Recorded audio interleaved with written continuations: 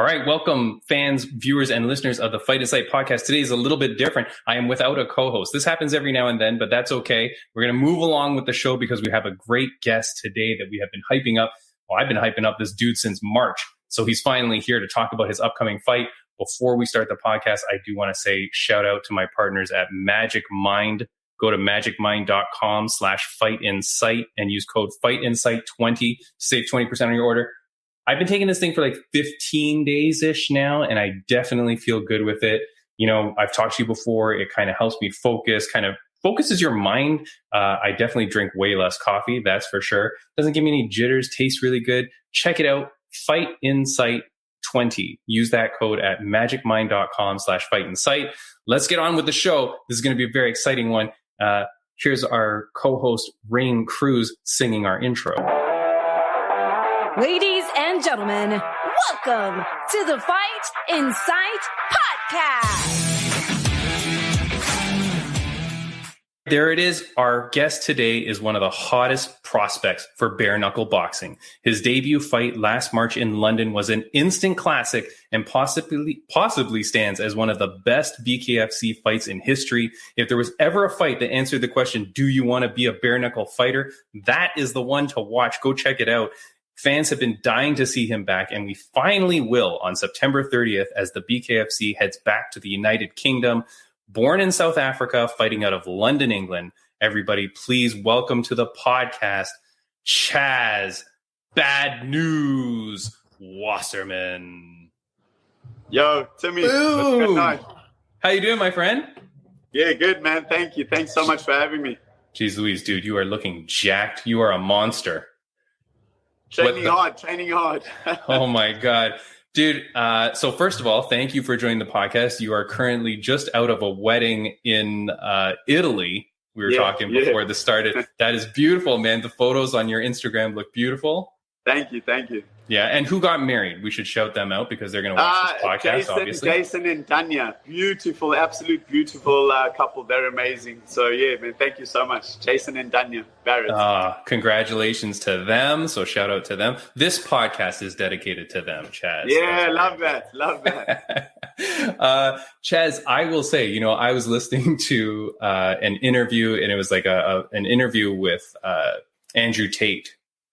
And he said something I thought was pretty funny. He said, when two men look at each other, somewhere in the back of their subconscious, they think, can I beat this guy up?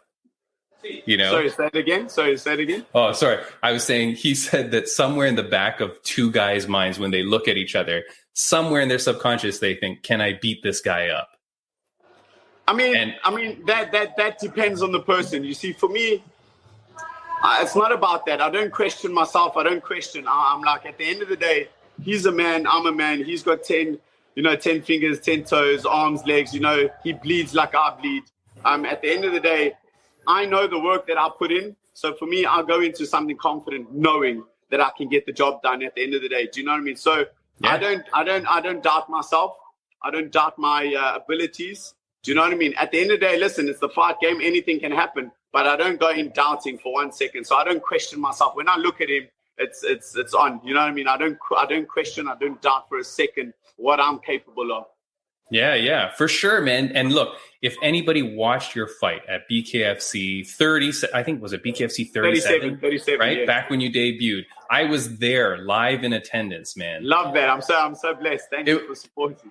Dude, it was crazy. So I'm just going to put a quick photo up here. I mean, sure. I had to be very careful when I selected photos or videos from your fight because it was gross. Like, I thought Instagram was just going to kick me off.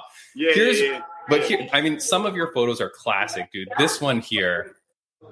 That's a pretty cool photo, man. Yeah. So if you're not watching us on video, come check us out on YouTube or Spotify. But yeah, man. So let me tell you. So I'm sitting there with my wife. We're there kind of on our honeymoon, like kind of like a honeymoon trip. That's what you do on your honeymoon. my wife is the greatest, man. My wife is the best. She said, "That's okay. We can go." Love that. So first of all, shout out to BKFC. They were awesome because they said, "Hey, Fight Insight, come as media. You can sit in the media area. You can check everything out." Right? Yeah. The event was insane, first of all. No, it's unbelievable. Where the hell were we, Chaz? Like, that seemed like it seemed like we were in a venue out of like Mortal Kombat. Like, it was The craziest. Crystal Palace. Yeah, it's out in the sticks. But it was a good arena, though, out in the sticks. But the place was called Crystal Palace. Yeah, I mean, I thought for sure we were going to get murdered. It was. Dude, I mean, I know you were walking around afterwards talking to people. Yeah, but did you see like all the girls standing on the chairs, flipping off the fans? Like they were whipping beer into the ring. They were hardcore. They were as tough as they come. No. It was a different crowd there, tough crowd. It was crazy. There was this girl in front of us that was wearing, I mean, barely any clothes. Her hair. Welcome to London. Yeah, dude. Her hair was done up. She had giant jewelry on. And whenever it was like one of the people that she loved, she would turn to the crowd when they would cheer the other guy, and she would just give us the middle fingers. Like, fuck you. And like it was going insane. That crowd was crazy, man. No, it was crazy. It was even popping off afterwards. After Conor Tierney's his fight, they were like, they had a big, like, there was a big Birmingham, all the Birmingham boys were like getting involved with each other. There was a big, massive fight in the crowd. Like, it was crazy. It was next level. Dude, I've never seen anything like it. Next level. I tell everybody, if you've not gone to a bare knuckle event, like BKFC event, you have to go. So for you, man, my friend, you're fighting now. They've announced it finally, September 30th at Milton Keynes, which is just outside of London. That's it. September 30th. And I have it there. It says another beatdown is coming. Another one. What the hell are you going to do to this guy? Oh, bro. All I know is, listen, after the last fight, I've definitely learned a lot more. I've taken so much away from that fight with regards to, I'm glad it went the distance, and I'm glad I went through what I did. I'm glad I went through the 5 rounds in a sense because, I mean, if you watch the fight, obviously, I mean, I'll be honest with you. There's not many people. God only knows how he survived that first knockdown because I caught him with the cleanest left hook a man can throw, and you watch the slow-mo, it was on the butts and his body went limp. Big ups to him, though, for getting up, though. Like, honestly, wow, that was hard, And then to be dropped the second time and then to be dropped the third time, wow, in one round, 3 times, like, wow, unbelievable. And then the 4th time in the second round, like, and they were devastating punches. They were big punches. They're not punches that anybody will get up from. I mean, if you see some of the other fights, some guys tapped for less or turned their backs for less or, verbally submitted for less. Do you know what I mean? Oh, yeah. So big ups to him. He was a warrior. He was tough. But, and then, it was just, it was an absolute war. That was just something money can't buy. At the end of the day, to go through those rounds, to dig deep, to go into the deep end, to find that you find out who you are. You find out who you are. And it was good because, if I ended that fight in the first round, what does that do for you? It shows you've got knockout power. You can do it. But, it can't teach you what 5 rounds of an absolute war can. Because not only can you find out who you are, you find out, that you can come back from the trenches and just pull out a win. So it's really, not everybody can dig that deep. But, it's, definitely for me, I'm happy it went that way. I'm glad that, because like I said, to get those rounds behind me and to go through what I did is something, it's something money can't buy. Dude, I mean, it was worth the price of admission just to watch your fight on that night. It was crazy, man. It had everything you want from a fight. It had knockdowns, it had blood, it had, knockdowns back and forth. Your ear exploded. There wasn't once during that whole fight that we weren't trading punches or it was boring. Do you know what I mean? So, it was great. It was good. Insane, my friend. Now, it was a crazy crowd. It was a crazy experience. You did so well. Thank you. What is next for you now? So now, can you announce who you're fighting? Because I didn't figure it out. Well, what I can say is I'm fighting a Welsh guy. Okay. He's 2-0 in BK. So obviously I'm 1-0. So he's got a bit of experience behind him. I'm assuming he's quite a tough guy as well. Anybody that gets into bare knuckle, So he's 2-0, obviously having 2 victories behind his name. yeah, like I said, he's Welsh. He's so we all know they call tough guys as well. So they they come to fight. Now I don't hold on. I don't know anything about because I'm in Canada, right? So I didn't really know about the London culture and stuff like that.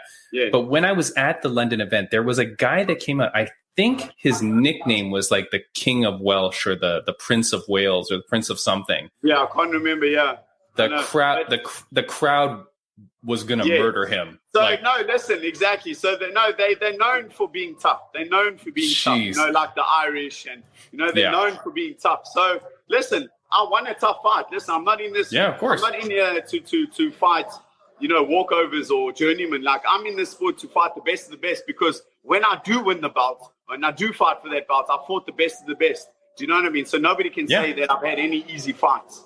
No, man. No, your fight was insane. Now, when I was looking you up, right? So I see you there and I'm like, holy crap, this dude's the future. You know what I mean? Like, you see what you do, you got your look. Can I ask you, you're from South Africa. Can I ask, what is your upbringing, or because you have a very unique look, my friend? Yeah. So actually, funny enough, my father is British and my mom's South African. So but I was raised in South Africa. Yeah. Okay. And so when did you move over to London?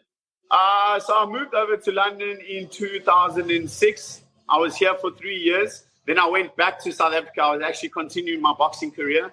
And then I came back to London in 2019.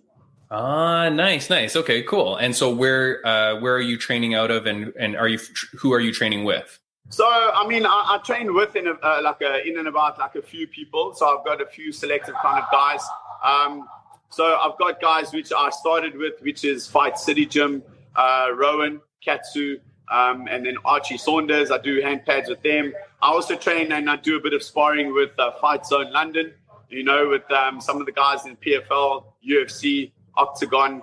And then, I've got a couple of other guys which I train with, from Team Chew, which I do some sparring with. They do more Muay Thai and stuff. But now I'm going to be doing some work with Mark Tibbs. Do you know Mark Tibbs? So Mark Tibbs, Dillian White's trainer or ex-trainer. So I'll be doing some work with those guys, and then, in and about doing some sparring with those guys as well. Nice, man. And I noticed when I was looking at your record that it seemed like you had 9 years off between fights. Is that right? Or is that just the crappy website? No, you see, they've got it wrong with my record, though, which is crazy. So I don't know. There's some fights they haven't added, which I'm shocked about. They haven't added to the record, which is strange. You know what I mean? So I've had about 6 MMA fights, so when they said 1-0, I was like, what do you mean? So anyways, that was just, I've only had one, the EFC, and then I fought prior to that, but I just don't know why that hasn't been added to my record. But needless to say, then obviously the boxing, the 5-6 boxing fights, 2 draws, and then so 4 fights, 2 knockouts, 3 knockouts, and then two draws. I've never lost, in the boxing. Nice. And then BK, Damn. All right, cool. Well, there you go. So maybe you're a bit of a ringer. People look on Tapology. They're like, oh, this guy's had one fight. We'll fight this guy. And then they go in with you. It's all good. If that's what they want to put up, it's fine. It's all good. Yeah, no problem. All right. So after your fight, how has things gone for you? Because BKFC, I will say at the event we were at, it wasn't a huge crowd. I was very surprised when I went there that it wasn't like a massive crowd, because when you watch it on TV... I think because it was very... The area as well, because I think it was a bit of the area and people traveling and the time and everything. But I think also people don't really know about it. So, but now it's a completely different story. So the crowd's bigger. It's got more, as you know, more attention, more eyes on it now. So I definitely think the next crowd will be a lot bigger and better. So you think it would, because I was surprised, because as I was headed there and I was telling people what I'm going to do, and people were like, what is that? What is that? And exactly. What? You don't know? But everyone, they all know about it now, though. Now, right? Yeah. So now you can be the face of English BKFC, right? Like 100%. run it. All right. When you fought that guy, though, you're talking about the 3 knockouts. One of the fan questions I had came in, said, was he charged for 3 separate counts of murder or only 1? What? Because, dude, it was bad. No, it's insane. Honestly, bro, it was crazy how he got up. honestly, like, I take my hat off to him because, like, those are some devastating punches. Devastating. There's not many that would have gotten up from that. And for him to get up from all four of them, I'm like, listen, bro, you deserved, like, you know, honestly, no, he was one tough dude. You know, one tough dude. It was ridiculous, man. So what I do see you on your videos and on your Instagram and stuff. You're always training people. Like that's what you do as well. You're a personal trainer as well. Yeah. That's what you do in when you're not training to kick ass. Yes. Yeah. So I work for BXR, one of the biggest and best gyms in the UK. So yeah, I train people as well. I teach. So it's just nice because I'm actually, funny enough, I'm an engineer by trade, believe it or not. Really? Yeah, electrical and mechanical. But I've just taken a step back.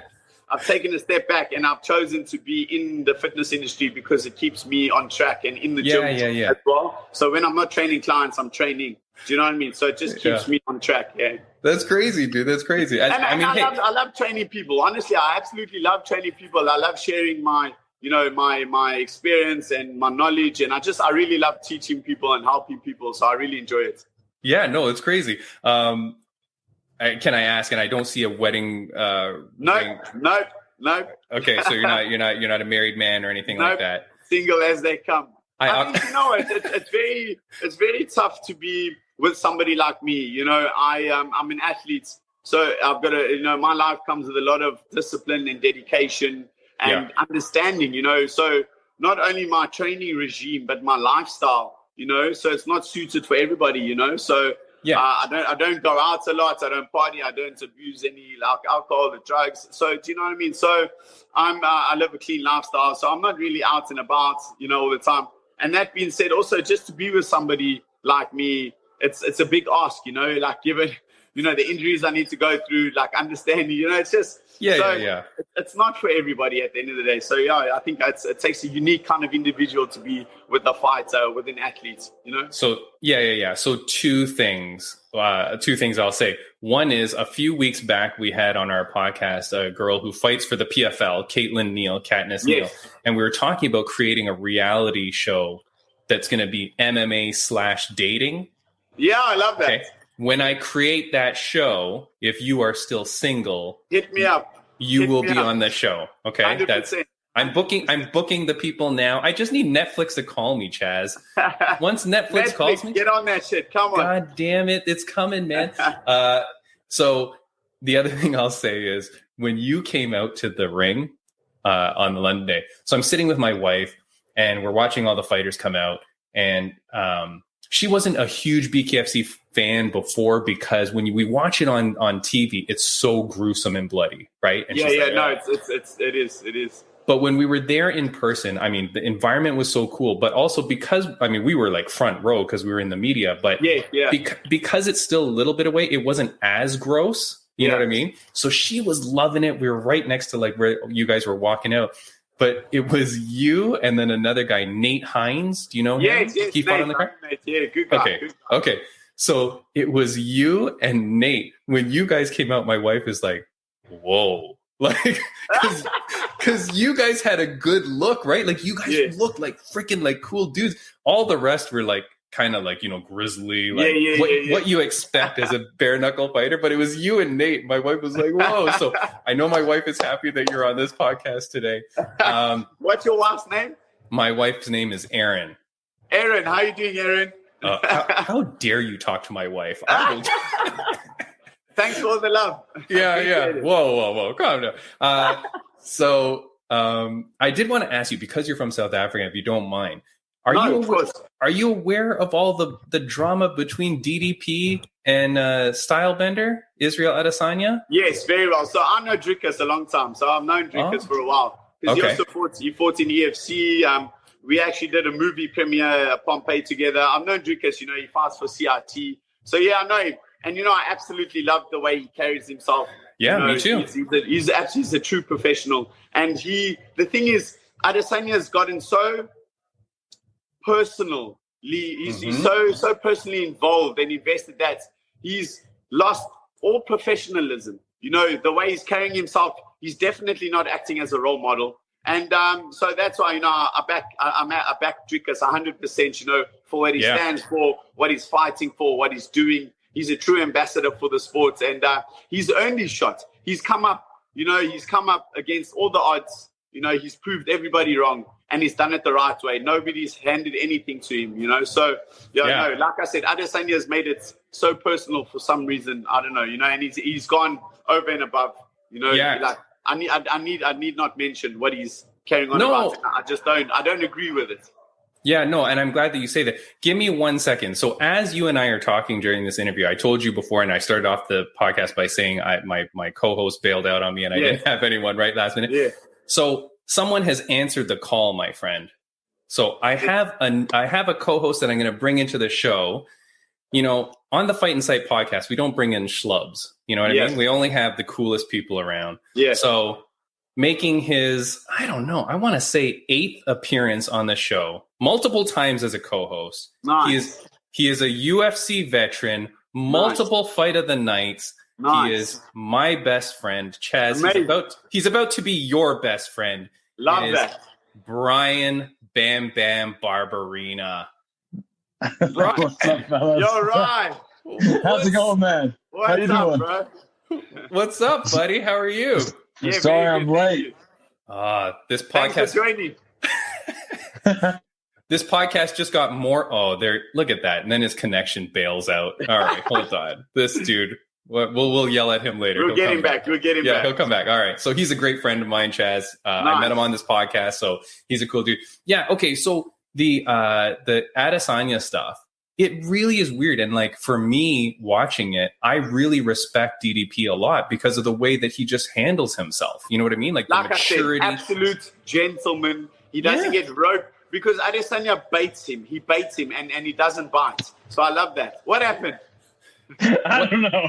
I think I accidentally hit the wrong button or something. Holy jeez. What an amateur. What's going on here, Ben? I know. Chaz, nice to meet you, man. How you doing? Bam Bam, if you have not watched this man's BKFC fight at BKFC 37, I will send you my BKFC password. Yes, please do. It is very Bam Bam-esque, I will say. Awesome. It is just a nonstop war. He committed 3 homicides in one fight. Jeez. We just found out. That's the rule. So that's what I like to hear. Yeah, we're talking really quickly about like just what's been going on with Israel Adesanya and DDP because Chaz is from South Africa. I know Dricus quite well and knows him. Oh. And so yeah, like Chaz, like I'm really impressed with the way he handles himself. The way he hasn't engaged, he hasn't let the media, the fans, or Israel himself, hasn't let him get under his skin and hasn't like pushed that narrative. They've tried to twist his words. They've obviously tried it, which is amazing. So, like I said to you, he's actually such a true professional and a gentleman, which is amazing, and a true ambassador for the sports as well. And like I said, like he's a role model. There's a way you carry yourself, and there isn't. There's business. You know what I mean? And he's a businessman at the end of the day. So like I said, with Adesanya, he's made this personal for no reason. They've taken his words, they've taken Dricus's words out of context about him being from Africa. It doesn't. You don't need to be black to be from Africa. Do you know what I mean? Or to fight for Africa. Do you know what I mean? Dricus was born in Africa, in South Africa. So he has every right. No disrespect, but Adesanya, I don't think he even knows where he's from. Like, what's it, New Zealand or or like all these other different countries. China. I believe he's Chinese. China. I've seen him represent 3 or 4 different flags. Come on. Yeah. Come on. Do you know what I mean? Yeah, I think it's definitely getting out of hand for sure. Like, especially what happened after his fight. Like, I don't know. I mean, give the man his credit. He took out a number 1 contender. And I understand there was the heat between them or whatever, but be the more professional guy, be the champion, Exactly. Be the champ, 100%, be the champ. Yeah. Exactly. 100%. And I think it's weird because like here's Bam Bam, and Bam Bam, you represent 2 different flags. You've held the American flag and the Colombian flag, right? Like you hold both. I hold both. Yeah. There's nothing wrong with that, right? So it is weird. Yeah. It's a very strange thing, but I'm glad that you say that DDP is a good guy No, he's an absolute gentleman. He really is a good guy. He's absolute. He's a professional, and he's inside and outside the cage. He's an absolute gent. You know what I will say is, like, I always look for things. Like, I was raised, like, I'm Chinese, Portuguese, and Canadian, but I was raised, I guess, more Chinese, I want to say. So, like, I got a lot of beatings, like, I had to be good. I had to be polite, right? So I always look for things like when people are polite. And what I noticed about DDP was when all that drama was going in, he wasn't even looking at Israel. He was like turning his head. He was not making eye contact. He wasn't trying to engage. And then what I loved the most was when it started getting crazy heated, he just walked around. He just walked away. He was just like, see ya. And he just, so you just not to engage, at the end of the day, and that's the best thing you can do, Yeah. Honestly, too, he just had that big win, he's probably wanting to accelerate that. Yeah. You don't just walk through Robert Whittaker. Unbelievable performance. And it was like he was stacked against him at the end of the day. The odds were against him. So, do you know what I mean? So, big up, my hats off to him, though. He proved the world wrong. So like I said, Robert Whittaker as well, such a gent as well, such a true professional, such an absolute athlete of a man. And you don't just walk through Robert Whittaker, but he did. And hats off to DDP.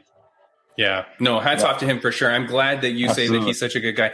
Bam Bam, before you came, Chaz was just about to promise me that he's going to get DDP to come on this podcast. Listen, we can make it happen. So he's a good guy. I'll reach out to him, and I'm sure he'd be open to. Hey, now we both heard it. He said he's going to make it happen, is what I heard. Yeah. And the millions of listeners to the podcast. Yeah, we all got it. Chaz, man, you're such a cool dude. Bam Bam, I saw this man fight live when I was in London that day. That's why I know about him. Oh, okay. I didn't know you saw him live. Yeah. That's awesome. I saw it live. I think I got some of his opponent's blood. One of his teeth. I got like a whole bunch of the souvenirs. It was souvenirs. Yeah. Chaz, I did want to say, man, did you know one last throwback to that last event I'm going to say.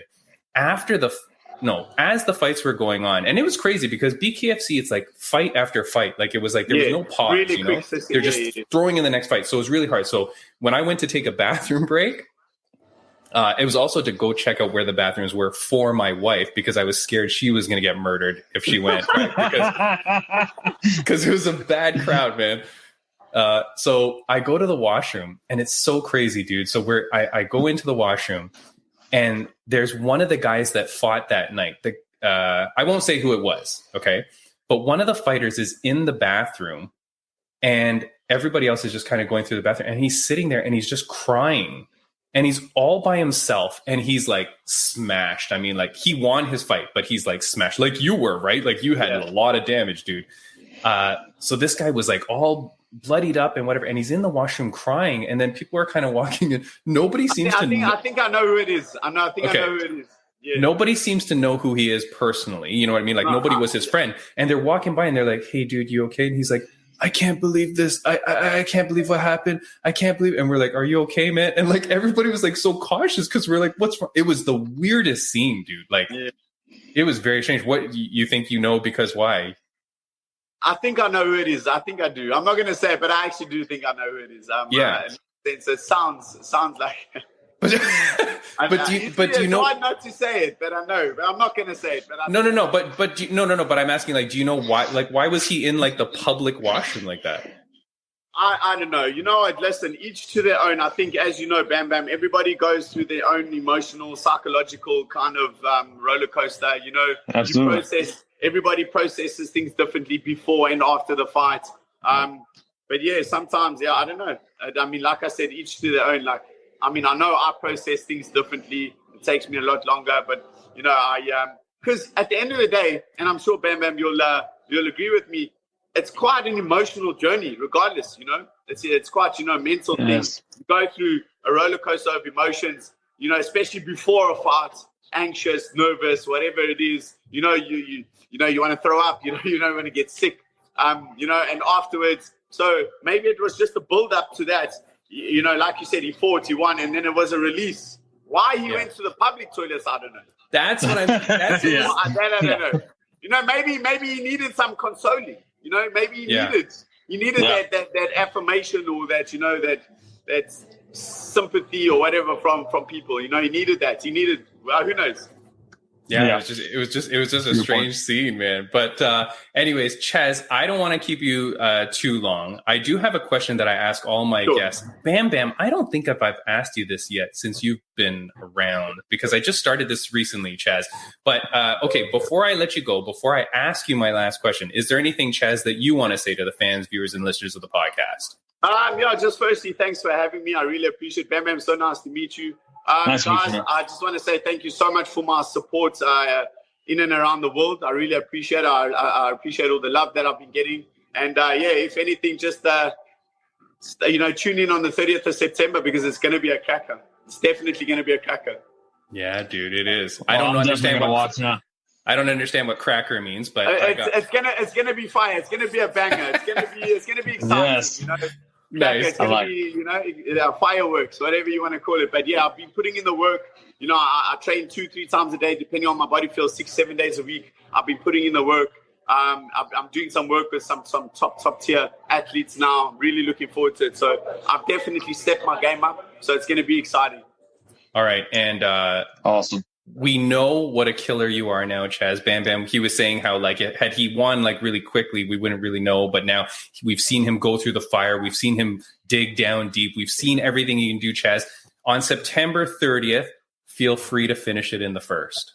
Is that? I'd love to. They listen. You know what I mean? They don't pay for overtime. Yeah. Chaz, a question that I'm going to ask you, man. I've been asking it to all the guests of the podcast recently. It's a question that my mother used to ask me every day growing up. Pretty much every day of my life, she would ask this to me. So Chaz, Bad News Wasserman, I'm going to ask you, on a scale of 1 to 10, how happy are you? Me, I'm going to say 9, because nobody's truly 10. But I believe in 9. I'm very, very happy. I'm very, very happy. I'm happy with my life. I'm happy where I am. I'm happy where I'm going. I love what I do. I'm passionate about what I do. I feel very blessed. I'm very grateful, for the people I meet, the people I have in my life, loved ones, friends, family. So I'm very happy, Timmy. Very happy. That's awesome, my friend. I'm really glad to hear that, man. Yeah. I'm really happy to. I'm really happy. Keep that positivity, man. Keep that positivity. 100%. I'm all about those positive vibes. 100%. Yeah, man. All right, Chaz, thank you so much for joining the podcast. I've been trying to get this guy on the podcast, Bam Bam, since I saw him in March. I reached out to him. He was always a good guy, but I wanted a reason. So now that he's fighting in September, this was a perfect time to have you on, Chaz. Thank 100%. You so much. I will have you back on the podcast again, 1,000,000%. So Definitely. Stay tuned. Don't ignore my DMs. And, never. Tell Bam, so nice to meet you, bro. Nice to meet you. Hopefully if you come back on the podcast, 100%. I can make it for 100% of it. Go watch my fight. I will, man. I will. Yeah. Chaz, looking forward to it. Thank you so much, my friend. Man. Have a great one. Okay. Cheers, take care, buddy. Bye-bye. See ya. Bam Bam. A late arrival. My bad. a late arrival. You glitched out for a second, but hey. Yeah. You're back. You're here. I was in. I was out. Man. Yeah. Thank you so much, man. Of course. Yeah. Sorry. I came in at the end. Not even halfway. No. Less than halfway. No. I think it was about halfway. Dude, that guy is a freaking killer. Like, that's awesome. I'm gonna have to. You send me this video, and I'll check it out too, because those are the kind of fights I like. Obviously. Oh my god. You now the reason why if you're watching this on video, the reason why he had to be further away from the camera is because he's a monster. This dude is huge. Like, scary dude. He's a massive man. Like, it was crazy. What weight did he fight at? I don't 1,000 pounds. I don't know. This guy. I don't know. Hold on. What do I Monster League. Monster weight. Division? Yeah, hold on. Let me see. What weight is he?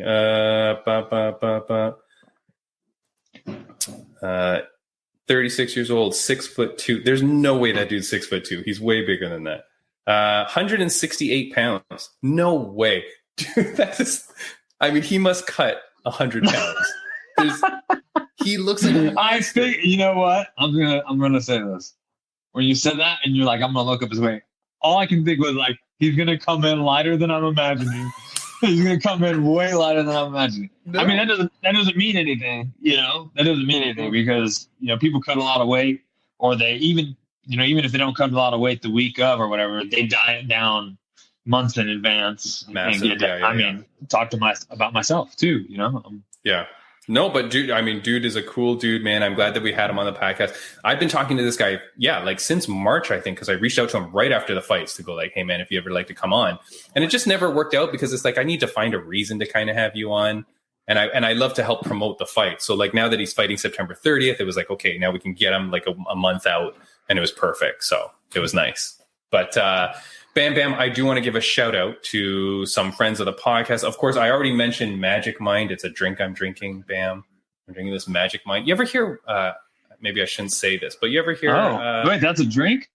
Yeah, it's like a little shot. So it's like a little matcha shot. It's like a little matcha shot that tastes kind of citrusy, but it's like it keeps you focused and like vitalized. It's neurotropics and matcha adaptogens. You hit that up right before the podcast starts? No, I do it in the morning. Take a shot. Anyways, go check out magicmind.com/fight insight and use code fightinsight20. Save you some money. So that's cool. I do want to shout out our friends over at Rageworks Network, rageworksnetwork.com. You can find our podcast there and a bunch of other audio podcasts, which is awesome. Caitlin Catless Neal, she fights on August 18th. She was just on our podcast a couple weeks ago, Bam Bam. We're going to be doing we figured out on that podcast, we're going to set up a MMA dating reality show. Oh, that's the one. And we just told, that's the one you see on my Instagram, right? Yeah. And Chaz, I've already signed him up. He's going to be a contestant because he's single, ready to mingle. Bam, bam. So you're grabbing people. I'm getting them lined up too. Yeah, that way, once Netflix calls me, I'm like, look, I already got it. I got the host. I got the whole cast. We're ready to go. Yeah, we're ready to go. Claire Guthrie, she was on The Ultimate Fighter with Katniss Neal. She's fighting August 12th at UFL 3. UFL is that United Fight League, the one that Rampage is doing, where they say that they're giving fighters a share of the profits and blah, blah, blah. Did you see about that? Have you seen anything about that? No, but I feel like I've heard about something like that a long time ago.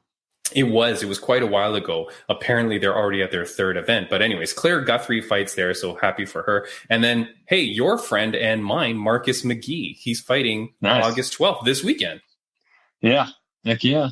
Marcus McGee, gonna go kick some ass, man. I love that dude. So that's the Friends of the Podcast update. Next week on the podcast, Bam Bam, this is interesting. I have had fighters, referees, judges, nutritionists, coaches, right? Everything in commentators, right? Everything. Yeah. But I have never had a manager. Okay. Ooh. Next week on the podcast, the biggest management company in fight, in MMA, Sucker Punch Entertainment, manages all the top guys, right? Like everybody. Not you, but everybody. The CEO of Sucker Punch Entertainment, Brian Butler, he's going to be on the podcast. Wow. Boom. That's a huge guest for me. Yeah, that's a huge guest for me. Do you know that dude? I mean, you must see him around. I might have. I mean, if you show me a picture, it'd be easier, but... Okay. Yeah. I'm not good with names. Oh, okay. But what I'll say is that he's one of those big managers, but he never seems to be in any drama. He's not like... what's that guy that manages all the people that people don't like? I don't know. The guy that Connor calls like a terrorist and a rat or whatever. That guy. Oh, Ali? Ali. Yeah. Like that guy always seems to like try to almost like be a fighter. You know what I mean? Like he always like seems to rub a lot of people the wrong way. But this guy, Brian... I've never even met the guy. Oh, okay. Well, this Brian, no one's going to be mean to you, but Brian Butler seems like a really nice dude, but he seems to manage a lot of people. Sucker Punch Entertainment, you see them everywhere. So anyways, I'm very excited to talk to Brian Butler. Very, very excited because he manages Jamahal Hill. Okay. You've heard of Jamahal Hill, Bam Bam? I know who Jamahal Hill is, yeah. Okay. Have you been paying attention to the Jamahal Hill versus Ariel Helwani game? I have not. Oh my god! But I will say, every time I've met Jamahal Hill, he's been super cool. Yeah, Jamal seems like a very nice guy. He has taken a lot of offense to Ariel Helwani in the last week and a half. I'm going to play just a very short clip. I'll play this. Right. This is a very, very short clip. You a snake. I think you really a bitch, bro. You weak. And you're really pathetic, bro. You are very wrong. Damn it. I didn't realize that. I had to push the screen or whatever to unmute it. So I didn't hear any of it. You didn't hear anything? All right. Play it again. I apologize to the viewers and listeners of the podcast that are properly watching. It's been a while since I co-hosted. Okay. Come on, people. Here we go. Forgive ready? me. Are you Yes. ready? All right. I'm ready. I'm ready. Here we go. You a snake. I think you really a bitch, bro. You weak. And you're really pathetic, bro. You are very wrong. Going in hard, Bam. Called him a B. Yeah. Worse. It gets way worse. So Bam And Bam. then the comeback is No. you're wrong. So I know. I did a few things. But so what's happened is, and Bam, I'm glad that you're here because I want to know your take on this. Ariel Helwani has rubbed people the wrong way in the past. Like we've heard about that. We've seen that. Yeah. In this case, what happens is Ariel Helwani does an interview with Yuri Prochazka. And in the interview with Yuri, kind of backhandedly insults Jamal, who he's had on the podcast before and speaks very kindly with. But then when it's his opponent, he kind of speaks very kindly of the other guy, but at the same time kind of putting Jamahal Hill down. Some people don't really agree with it, but then Jamal releases a video that shows where he's like taking the shots and like where he's taking offense to what he's saying. And I'm watching it. I'm kind of like, yeah, I kind of get that. And then Ariel posts a long video when he was doing a presser for the Jake Paul, Nate Diaz fight. And he kind of is like, Jamal, I don't know why you're saying that, blah, blah. And he doesn't say sorry at all. He essentially just says, Jamal, you're wrong. And Ariel loves to do this. He goes, I've got receipts, right? Like he's like, I texted your manager. I sent you this. I blah, blah, blah. So like, he's kind of like defending himself, but never saying sorry. And then what the best is, and this is what I got upset with online. I was like leaving comments about this. Ariel says, Jamal, I welcome you to come on my podcast. Come on my show and we can talk man to man. Come on my show. If you think that it's, that I'm going to have all the clicks, we'll film it and I'll give you the video, blah, blah, blah, so that you can post it. My problem with that, Bam, is like, but you still want to be in control. Like, yeah. You still want to be the interviewer. Yeah. So then Jamal gets upset with that and then releases another video in response. And Jamal starts showing his text messages and showing how it's wrong, like what he's saying. It's crazy, dude. It's crazy. So, I mean, as a fighter, what do you think about that? Like, have you ever had that? Not with any of these individuals, but have you ever had that where like an interviewer that pisses you off? I don't know. If I'd probably. I mean, I don't. Is it me? Is it me? Did I do something? I mean, no, really though. I've never had. Well, I guess I don't pay close enough attention to people like after they interview me, or there are other interviews with other people about me or my opponents.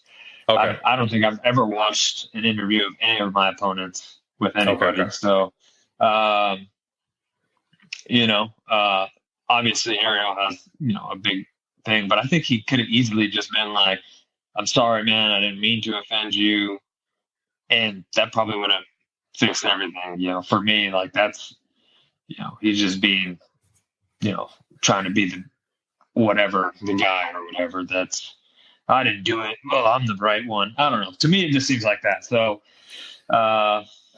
yeah, I mean, obviously, I welcome you to go watch it so that you can see it. Like the clips are pretty easy to find. If you just go to Jamahal Hill's YouTube, all his videos, he kind of plays the Ariel and then he just stops it at moments and goes, "Okay, this is what I say to this." Okay, but like he'll play the whole thing, But it's just kind of tough, man. Like I guess I kind of see it like it's hard for Ariel too, because look, you got to interview everybody, but you can't really be putting people down if you think you're going to interview them later, or if you know them.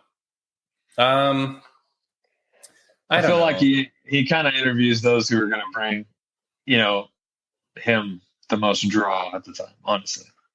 Yeah.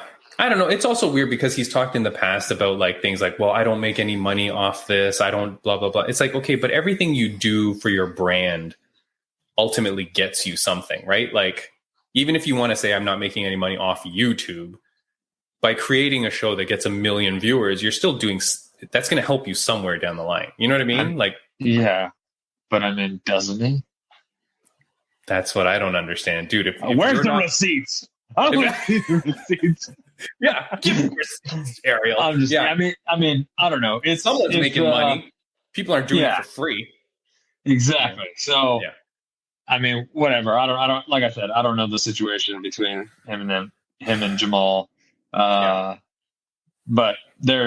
I can see how if something was said, why not just apologize? If you didn't mean to say it in that way, why not just say, apologize? Say, I'm sorry. I didn't mean it to come off like that. Whatever. Easy fix, honestly. Yeah. And then if Jamal still gets mad about it or whatever, then I guess that's kind of on him. But from the sounds of it, what you're saying and stuff, it sounds like they weren't clear shots, like clearly.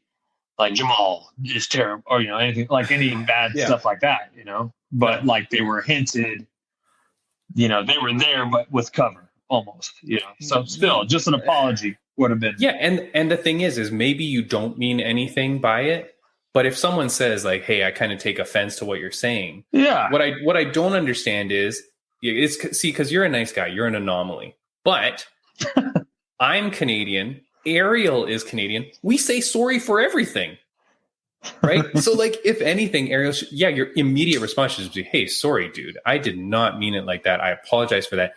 And then here's my thing, Bam Bam. He should have said, "Let me come on your show to talk about it." Like, he should have said that. I got upset right away the minute he said, "Why don't you come on my show and we can talk about it?" I'm like, no, dude. You're bringing him into an environment where you're the one in control.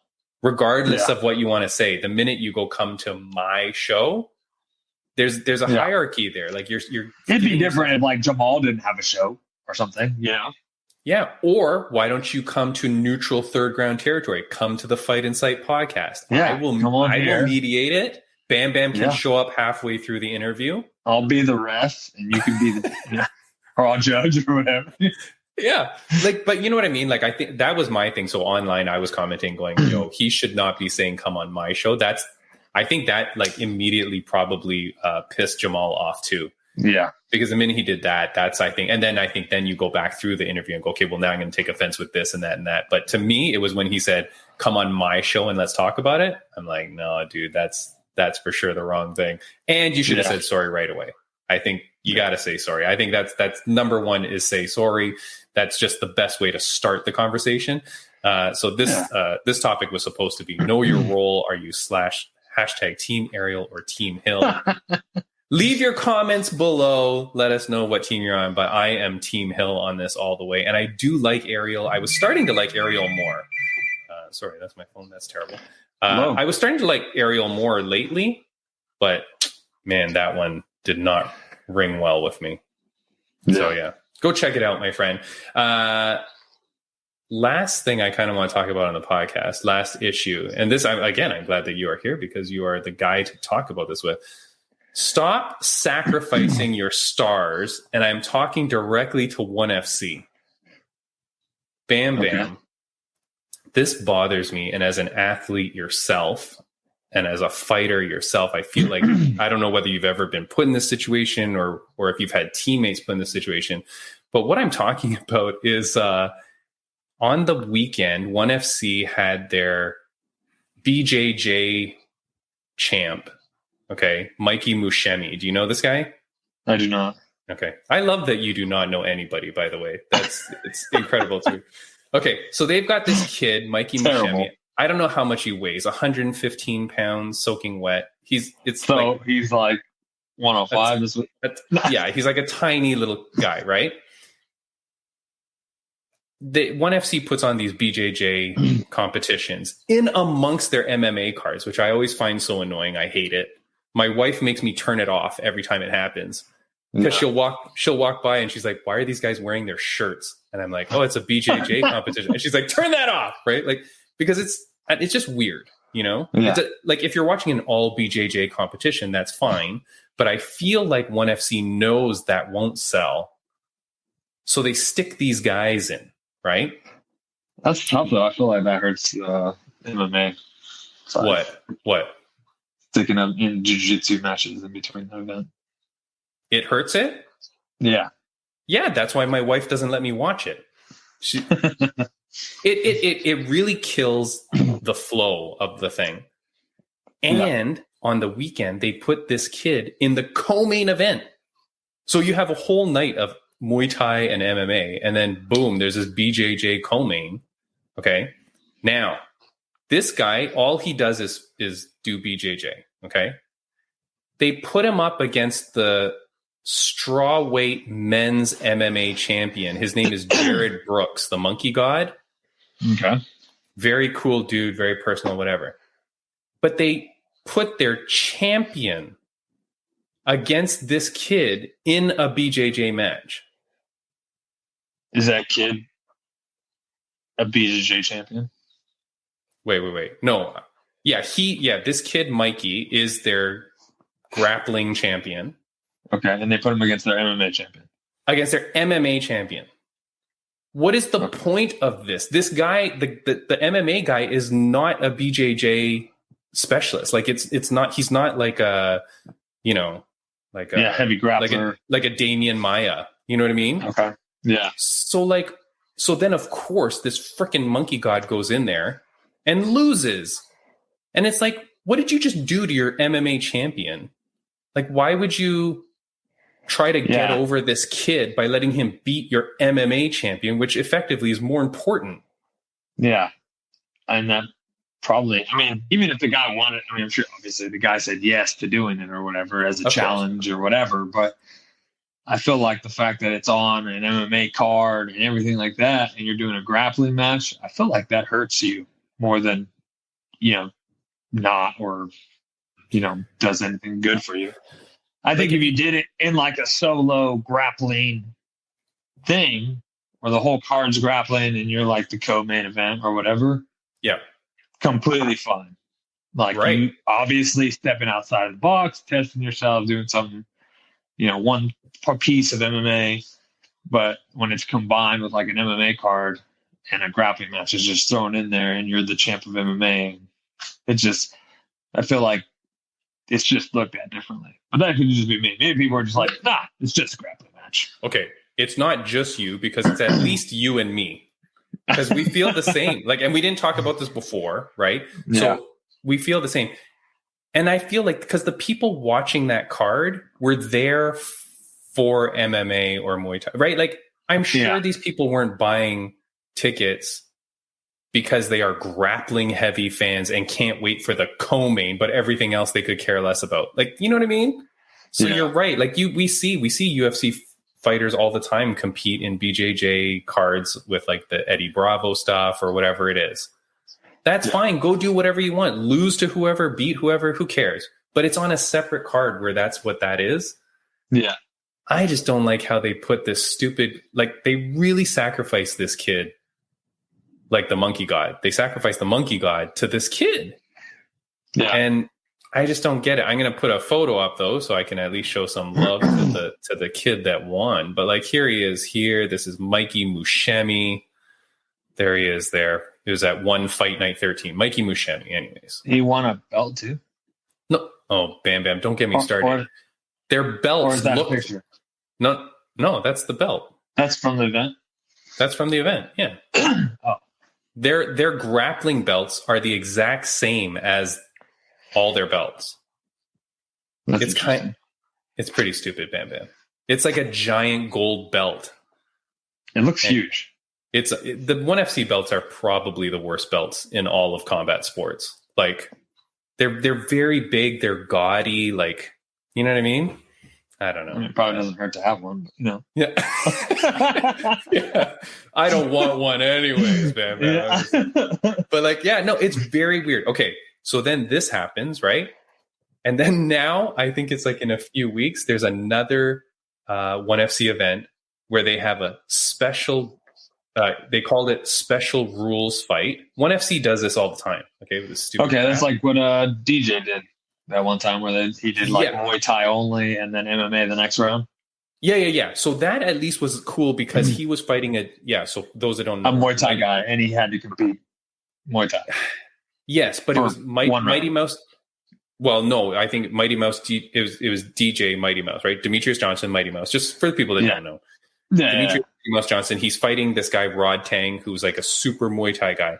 But what they did is they went 1 round Muay Thai, 1 round MMA, 1 round Muay Thai, 1 round MMA, because then at least it evens it out, right? Yeah. Demetrius won, fucking champ. He kicked ass. Anyways, they do these things, but I'm talking about the ones where they totally nerf the other guy because, like the Mikey one, they say to the MMA guy, "No, you're just BJJ," and he's like, "All right, great." So I lose everything that I'm good at. I lose all my wrestling and my striking, right? So now they have another one coming up. They've got their MMA champion. I think she's the strawweight champion, I want to say. Okay. And they're putting her up against this Muay Thai superstar. Like 1FC loves to build these like super iconic people, right? So they take Wonder Girl, who's this Thai girl. She's Muay Thai. She is Muay Thai, right? Yeah. The art of 8 limbs, they call it, Bam Bam, as you may know. Elbows, knees, right? Everything. Okay. Now they're doing this special striking rules fight, and here's the card. Here's the picture of it. Bam Bam, for those on audio only, it's 3 rounds, 3 minutes each, all punches allowed. No kicks, no knees, no elbows, using MMA gloves. So it's a boxing match. Yes. Why not just say that? Because God knows, Bam Bam. I don't know what 1FC does. I can't hope to understand what 1FC does. All punches allowed. What kind of? Yeah. Oh, I guess punches. That makes like spin, like Superman punches. Because I know in boxing you can't do that. Yeah, Superman punches, maybe rabbit punches. I don't know what the hell. Right? Spinning back fist. Spinning back fist, I guess. Well, but then you'd be very careful because what if you hit them with your forearm? Like, what if you move forward and you hit them with a forearm? Now you're disqualified. Anyways, Bam Bam, how stupid is this, my friend? So now you've just taken Wonder Girl and said, "Hey, Wonder Girl, we're going to take away all your weapons, and we want you to fight this Chinese girl that's mostly a boxer." Insane, Bam Bam. Nice. It baffles me to no end why they want to do this to their fighters. Like, at least in the BJJ, you could say, well, the Monkey God guy, he's not going to get hurt, so it really doesn't stop him from taking another MMA fight like next week. Yeah. But these 2 girls are going to go in there, beat the hell out of each other, and now Wonder Girl can't take another fight because she's got to, like, you might have to recover here. Just Bam Bam. So a boxing match with 4-ounce gloves. But you know what I mean? Yeah. Interesting. Stupid? I don't agree. I mean, like, what would be the point? Well, like, what would be the point of that, do you think? Like, what if they said to you, Bam Bam, "Hey, we're going to have you come and fight this guy, but you can only use punches." Like, why would you do that? As like, wouldn't you do it anyways, right? Because I'd do it. I'd do it. Yeah. And now if they said, "Hey, we're going to bring you in, and all you can do is do jiu-jitsu and grapple," I'd be like, nah. Yeah. I do say that. Like I said, if it was like on a different theme kind of thing, I'd do it. On a different card. Yeah. Yeah. But it's just, it makes no sense why you would do this.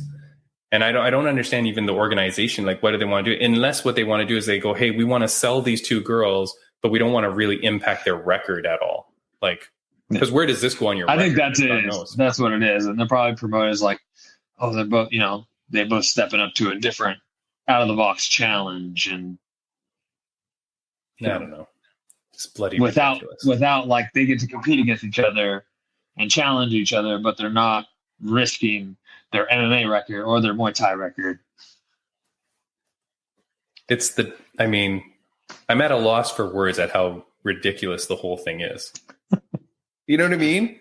I don't know, dude. ONE FC is making weird decision after weird decision. As a fan watching it, I'm just so confused every time they're doing this stuff. And I'm like, I don't get what you're trying to accomplish here. Like, see what's going to grab. Putting some feelers out. Yeah, putting some feelers out there. Yeah, I don't know. I don't know if you've been watching the podcast, Bam Bam, but I did question greatly whether Sage Northcutt's fight wasn't rigged at ONE FC. He won with like a flying heel hook, and it just everything to it to me looked so weird. Like I was like, I don't know.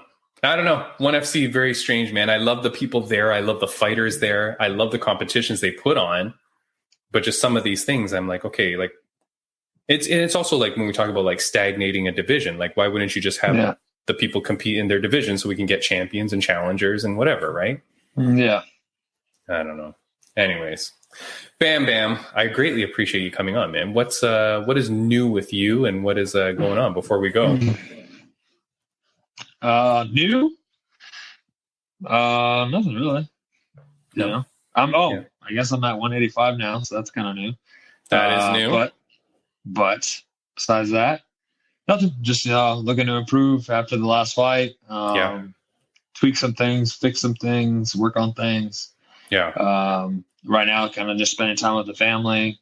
We'll get back into the swing of things here pretty quick, but it's always important to take some time with the family. Celebrate my anniversary with my wife, and that's big and great milestone, and another reminder of like why I'm so lucky, and like I don't know how I got my wife in the first place, but thank God. Thank God. But it's been good being home and enjoying time with the wife and kids without having to travel training and everything every day. So but that'll pick back up. I'm looking forward to improving and getting better, and look forward to getting back in there and put on another show. Yeah, man. Dude, I will say, like, the last fight didn't go your way, but it really was a good fight. You did fight very well. Like my wife and I were cheering for you like crazy. Like, can I say one thing? There was a point in your fight where you seemed to be talking a lot to him. And I haven't seen you post anything. I haven't seen any interview with you that talked about it, but you were jabbering with him a lot at one point, but then it kind of stopped. Can you just tell me like what happened there? Like, what was that? Nothing. Just talking to him, just say, trying to get him to engage in the fight. I don't know. And like I said, I didn't watch any of his interviews or anything like that. So, I guess I kind of assumed he was going to wrestle. People just tend to wrestle.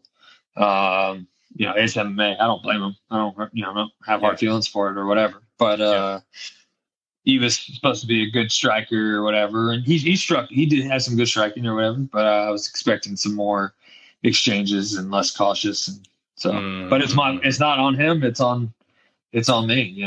So I just told him, let's find out. Let's find out.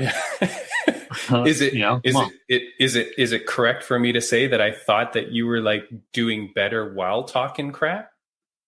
Like I felt like when a little more loose, maybe.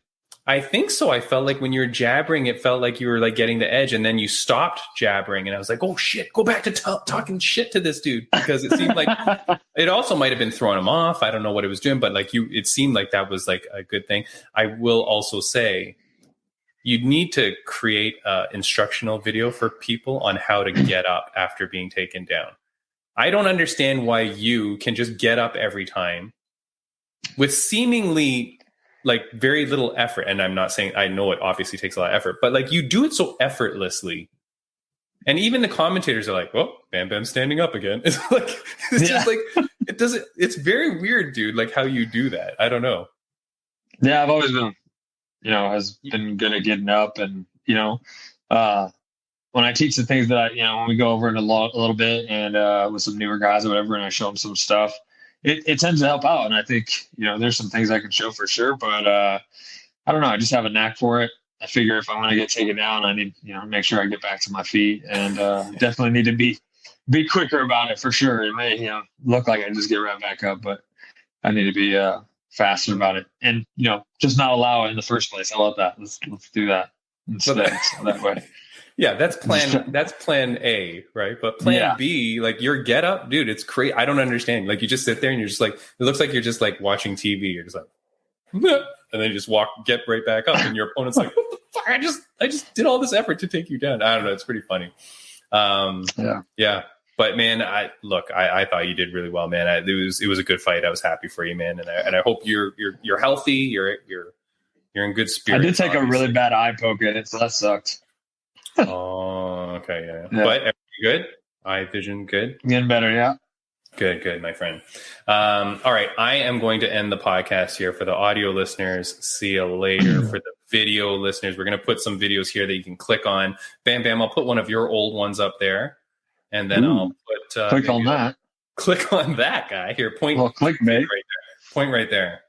No, your other hand, because it's going to... Oh, hold on. I got to switch into you got to hold it? All right, hold on. Boom! Click on that. Up or down? Click on that. Right there. Click on that. Click on it. Click on it. Click on that, and then I put with a BKFC fighter down there as well. Because if you're here because of Chaz Wasserman, thank you so much. Bam, bam! I appreciate you greatly for joining the podcast, man. This really saved my butt because otherwise it would tune in to Chaz in September, right?